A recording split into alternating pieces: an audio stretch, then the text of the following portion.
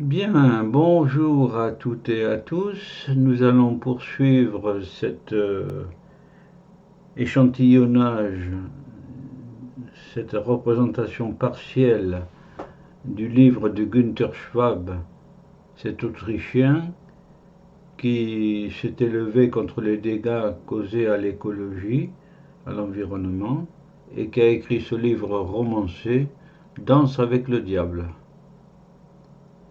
Der Tanz mit dem Teufel en allemand. Alors, nous en sommes, nous avons survolé l'Espagne, nous avons survolé la Côte d'Azur, nous avons survolé les montagnes, les Apennins. Nous sommes en train de survoler l'Italie, voilà. Je vous rappelle que Karst, c'est le directeur du diable pour la destruction des forêts et la genèse des déserts, et que par ailleurs il y a un groupe d'amis au prénom variable, bien sûr. Et ça, c'est le groupe d'amis. Et pourquoi n'y élève-t-on pas de vaches? Tandis qu'il est encore bon pour les chèvres, on s'était arrêté sur cette vue-là. Le Suédois, un ami, on devrait interdire l'élevage des chèvres pour sauver ces contrées habitables, estima le Suédois. Il faudrait expliquer aux gens qu'après le reboisement, leur standard de vie serait bien plus élevé qu'il ne peut l'être aujourd'hui avec l'élevage des chèvres. Eh oui.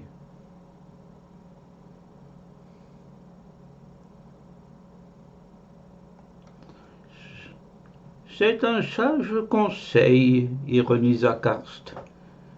Il faudrait attendre un siècle pour que la croissance de la forêt et son exploitation bien conduite portent leurs premiers fruits. Un siècle. Et entre-temps, des milliers de personnes qui vivent aujourd'hui tant bien que mal de l'élevage des chèvres mourraient littéralement de faim. Laissez donc ça. Vous voyez bien que là encore, comme partout, nous, avec notre patron le diable, nous avons su créer une situation irréversible. Irréversible. Il volait, c'est le narrateur là, hein, il volait en direction du sud, longeant la mer. Au-delà d'un bras de mer, on apercevait la Corse et les petites îles qui la précèdent. Elles sont toutes dénudées, fit observer le démon des forêts, Karst. Se tournant vers le pilote, il lança « Vers le Karst !» L'engin volant prit la direction de l'est, se soulevant d'un bond au-dessus des Apennins et de la péninsule italique, fonça tout droit au-dessus de l'Adriatique, puis descendit et survola en un glissement plus lent un massif montagneux totalement dépourvu de végétation qui vibrait dans l'éclat surchauffé de la lumière solaire. Ça, c'est la Grèce. Tenez-vous votre nom de ce pays, le Karst?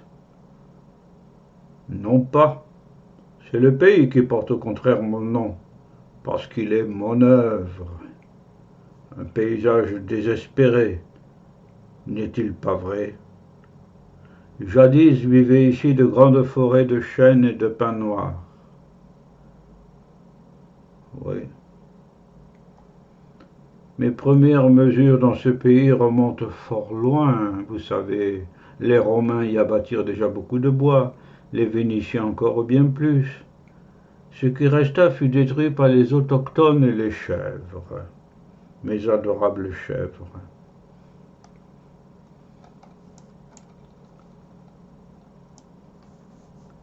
Ah, excusez-moi, j'ai...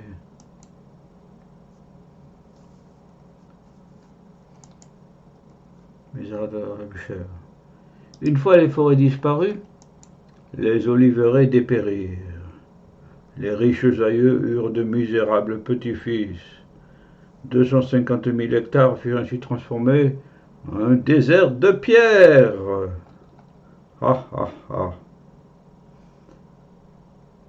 Là, c'est un ami qui parle.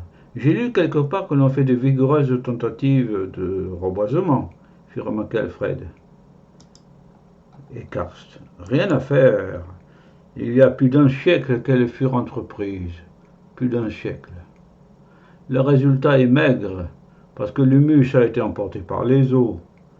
Il faudrait le reporter sur les pentes des montagnes. Mais où le prendrait-on? Le soleil chauffe le rocher.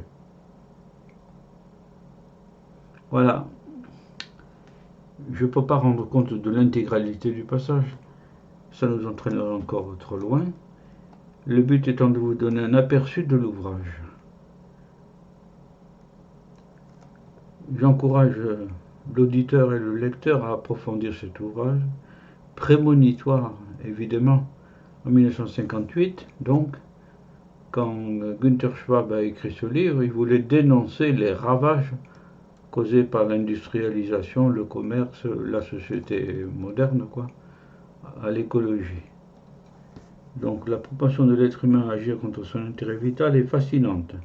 Et présentement, oui, c'est moi qui rajoute ça. Notre modeste lutte pour sauver le droit forestier et surtout le statut des forêts de protection. C'est un régime très spécial qui protège radicalement la forêt. Ça en est une éternelle triste application. Oui, il faudra que je fasse une vidéo sur ça. Le lobby des mines et carrières a été plus fort que les forêts de protection. C'était il y a 3 ou 4 ans, ce qui n'empêche pas d'agir, il faut se battre. De Gaulle a dit, le combat c'est la vie. L'approbation de l'être humain, oui ben voilà, d'accord. Alors donc, voici ce livre, un nouveau, Tanz mit dem Teufel, Danse avec le diable, qui est un ouvrage remarquable et plaisant jusqu'au bout. Je ne vous dis pas la conclusion, vous la découvrirez. Voici Günther Schwab, à 103, va jusqu'à 103 ans, mais il aimait bien les toutous, les animaux, voilà, un personnage savant et sympathique. Voilà. Heureusement qu'on a des gens comme ça qui bougent. 58, 1958, voilà. Voilà. Eh bien, je suis content d'avoir lu l'ouvrage il y a un bout de temps déjà, et l'avoir retranscrit.